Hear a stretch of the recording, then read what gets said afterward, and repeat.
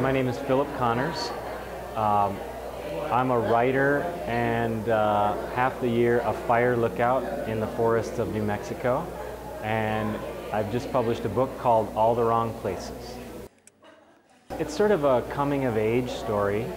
It's a prequel to my first book, which was about my summer job with the Forest Service. But it's mostly about my life in New York City from the late 90s to about 2002, a time period which was sort of shadowed by my brother's suicide. Ultimately, what that event did to my life was it made me so uncomfortable. And so I ended up in all the wrong places, over and over. And at the same time, the right place, because I could only really feel comfortable if I was in the wrong place. I wanted to write a book that sort of delved into what it's like to live with that experience, while also finding some of the humor and levity in it, because it's such a heavy, heavy subject. I didn't want to write, you know, a terribly bleak book.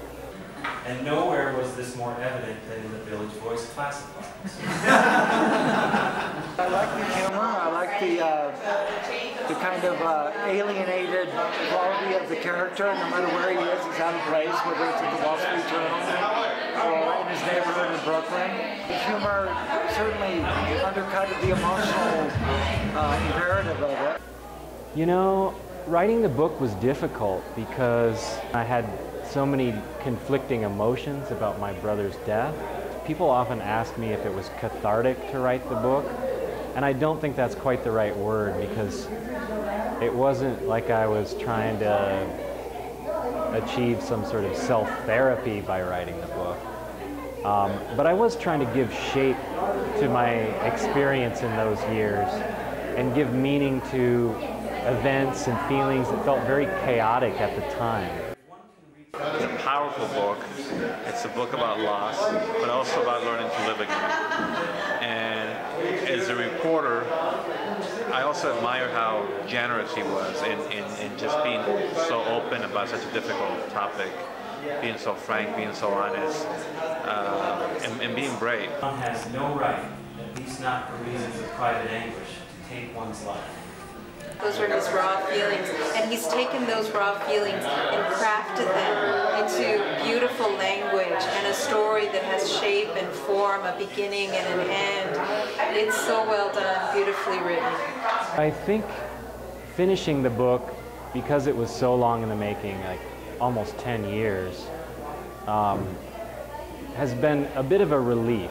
It's satisfying to have that finished and to feel like I made a work of art out of those years that people might actually want to read. I thought he was very touching with his emotions, letting us know how he felt.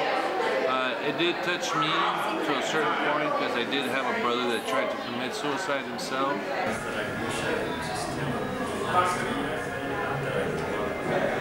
I hope they'll laugh.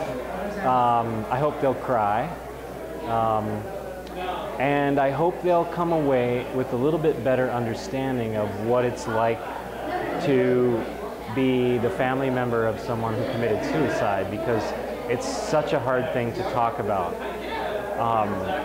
It's practically taboo in our culture to talk about it because it's so difficult. And so I hope that for some readers, it acts as a connection, maybe, with an experience they've had, because many of us have had someone close to us die by their own hand. And I just hope it starts a conversation about this very, very difficult topic that is really hard to talk about.